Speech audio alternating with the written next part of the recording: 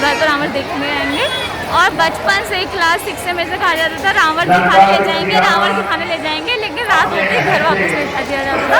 तो आज हम तो आए रावण देखने, नहीं आगे।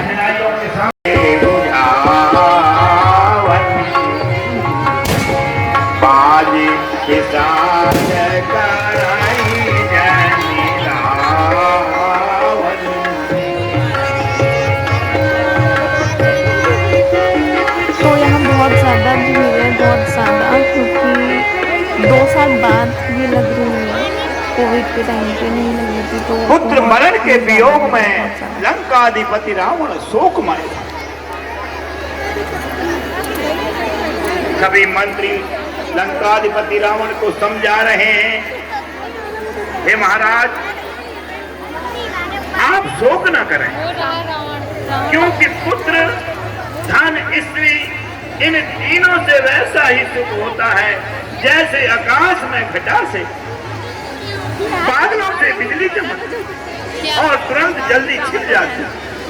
पता नहीं इसका हमारे घर में हृदय में ये जानकर सुनो कि काल आने पर जगत में कोई नहीं बचता।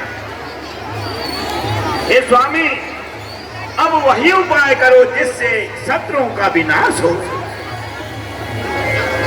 रागहु करण विचार पुनि बहु प्रकार 10 शीश।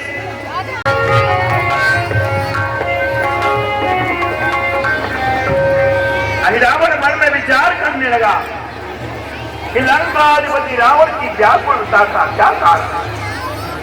वो निशाचरों के पति हैं, उन्हें जीतने वाला कोई भी शूरवीर संसार में नहीं है। रावण मन क्रम वचन आई नहीं सेवी, धर्म ध्यान पुर कामद देवी।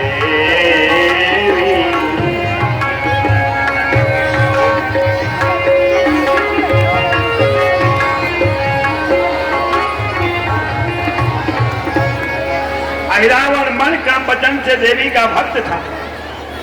उसने अपनी अनाथ कामत देवी का ध्यान किया और उस कामत देवी के प्रभाव से उस स्थान पर पहुंच गया जहां पर रावण आकर्षण मंत्र का जाप कर रहा था। निसी चारा पाते कहते ही सिरनायो, कर गए निज आसन बैठायो।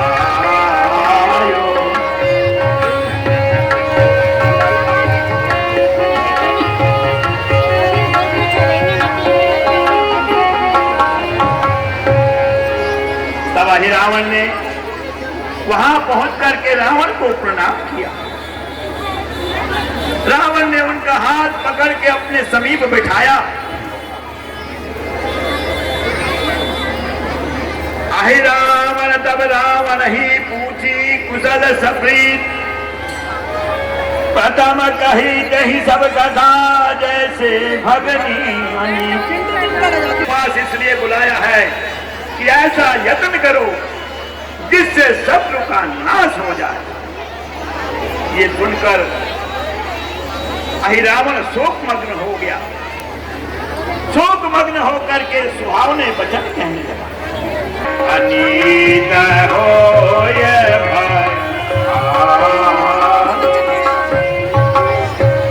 हे लंकाधिपति रावण, जगत में नीति ही अच्छी लगती है। अनीति करने से भय होता है। तुमने बिना सोचे विचारे बैर किया है, इसी से सर्वज्ञ नाश होगा। उन मनुष्यों के प्रभाव और प्रताप को तुमने नहीं जाना। श्री राम जी सर्वोपरि है, उनको तुम छोटा करके मानो। यद्यपि मुझको ऐसा करना उचित नहीं है, तो भी मैं तुम्हारे हितार्थ दोनों भाइयों का यहाँ से हरण करके पाताल लोक ले जाऊंगा और पाताल में जाकर अपने कामत देवी के चरणों में उनकी भेंट चढ़ाऊंगा, राक्षस वन का यश प्राप्त करूंगा। ये लंकाधिपति उनका हरण हुआ, तब जानना जब रात्रि के समय में सूर्य का जैसा प्रकाश हो। अस कहीं वचन प्रबोध करी, शीस नाई जल भाग, आयहु रघुपति कटक तबो, निज देवहि मुनिराज। ऐसे वचन कहकर उसने लंकाधिपति रावण को समझाया और उन्हें प्रणाम किया। जब कोई उपाय नहीं सूझा तब रावण ने कपटमय भेष बनाया। मैं श्री राम जी की आज्ञा पाकर संध्या पूजन करने गया। अब लौटकर श्री राम जी के पास जाता हूं, क्योंकि आने में देर हो गई है, कहीं राम जी मुझसे रुक। वहां पहुंच गया जहां पर राम और लक्ष्मण शयन कर रहे हैं। रीछ, बानरपति, सुग्रीव, जामवंत, नल, नील, अंगद, सुकैन थे जो बैठे हैं, वो सब जाग रहे थे। वहां पहुंच करके कपटी वेश रावण ने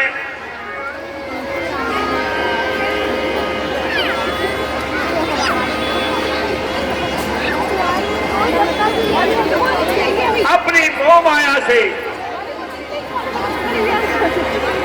सबको निद्रा मग्न कर दिया और सर्वप्रथम भगवान राम लक्ष्मण को प्रणाम किया। उनकी सुंदर छवि को देखकर मन में बड़ा प्रसन्न हुआ और हृदय नर श्री हाथी भारी, देखहि जिमि सरिता बिनु पारी। इधर उसके उस मोहनी मंत्र का जब असर कम हुआ तो बानर जाग गए। सुग्रीव आप तो द्वेष करने लगे तो वहां का द्वारपाल मकरध्वज हनुमान जी को रोकता, अरे बानर तू कौन है, बिना मेरी आज्ञा के महल में कैसे जा रहा?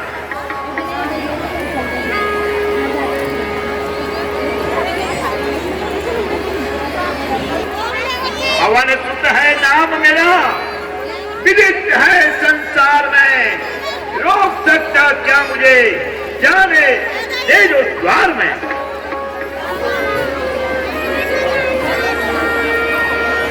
मकरध्वज फिर कहने लगा, आज्ञा स्वीकार न की तो फिर, आज्ञा स्वीकार न की तो फिर उत्पात पूर्ण हो जाएगा।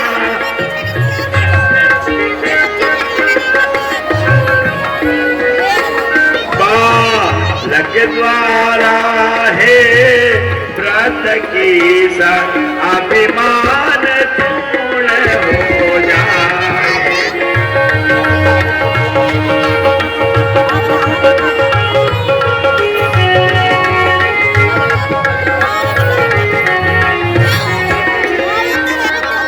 इसलिए यहाँ से ला किसका बेटा जब पाल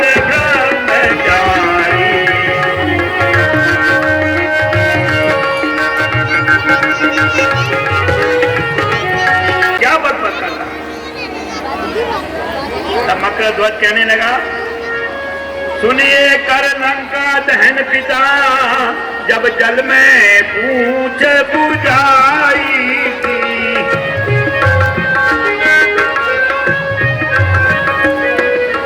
उस समय पसीने की धारा सागर में बह कर आई।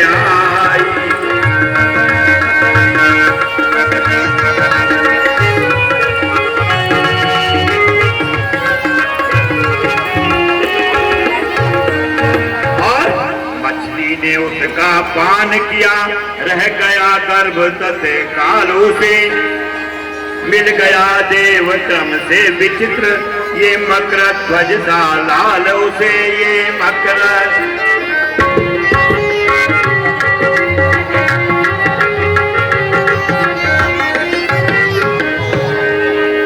जिस समय आपने लंका का दहन किया और आप समुद्र के ऊपर से बूझ बुझा के जा रहे थे, उसी समय आपके शरीर से पसीने की धारा बह करके आई और समुद्र में मछली ने उसका पान किया, उसको तत्काल गर्भ ठहर गया और उसी के गर्भ से ये मकर ध्वज लाल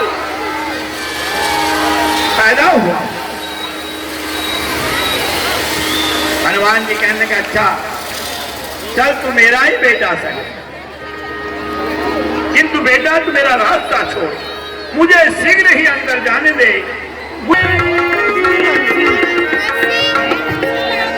एक तरफ आपका आदेश, उधर स्वामी का आदेश जिसका मैं नमक खाता, अब असमंजस में पड़ा हूं, मुझे क्या करना चाहिए।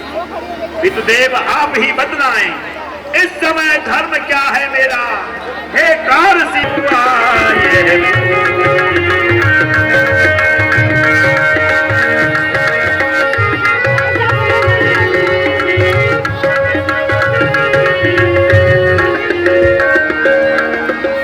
इसलिए धर्म यह है, पहुंचू मैं भीतर नगरी के, कर्तव्य तुम्हारा है मुझको रोको बाहर नगरी के।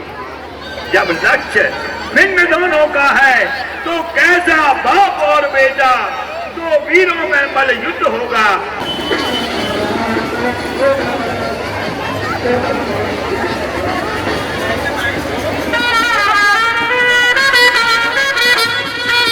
₹100 और किसी भगत ने व्यास मंच में बहुत बहुत धन्यवाद।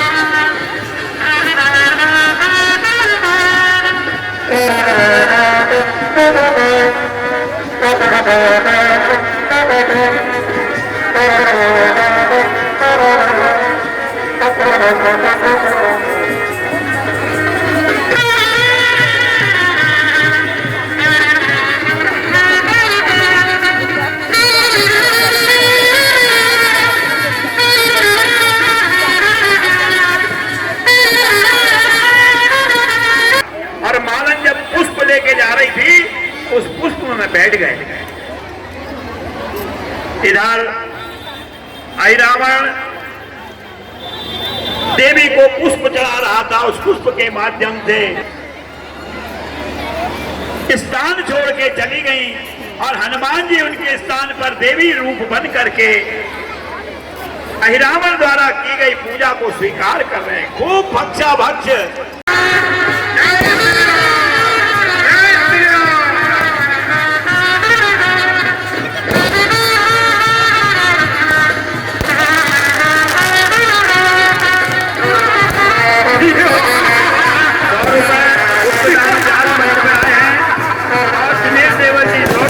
मंच में प्रदान कर रहे हैं, उन्हें भी बहुत बहुत धन्यवाद।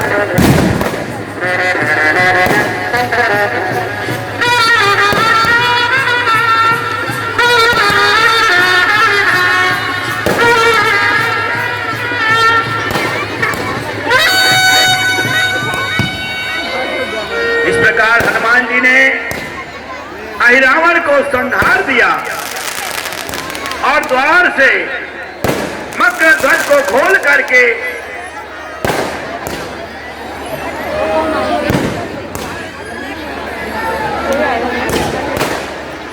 नितेश पांडे तीनों जी ₹100 अहिरावण के पात्र को प्रदान करते हैं। पात्रों की तरफ से, कमेटी की तरफ से, व्यास मंच की तरफ से उन्हें बहुत बहुत धन्यवाद।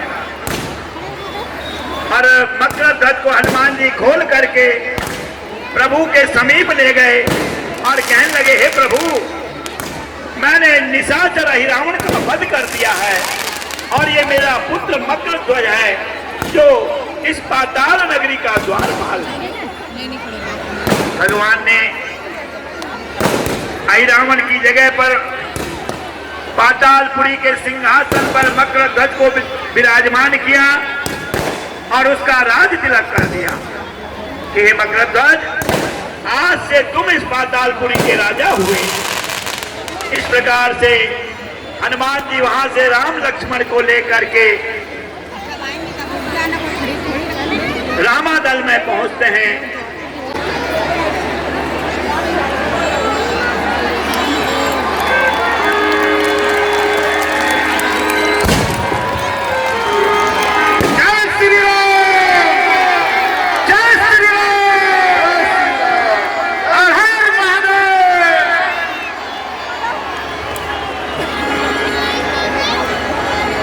रामादल में जय जयकार होने लगी। और इधर लंकाधिपति रावण अपने राज सिंहासन पर विराजमान है। बड़ा प्रसन्न है कि आज पाताल लोक का राजा अहिरावण राम लक्ष्मण की अपनी आराध्य कामत देवी को बलि चढ़ाए। गंधर्व देवता नर किन्नर मेरे बल से धर आए हैं। यह दलित किया मैंने उनको जो मेरे सम्मुख आए हैं। आलोक वीर इस दुनिया का बल से मेरे अधीन हुआ। धिक्कार मुझे। और दोनों सेनाओं में घमासान युद्ध होने लगा। युद्ध के बाजे बजने लगे।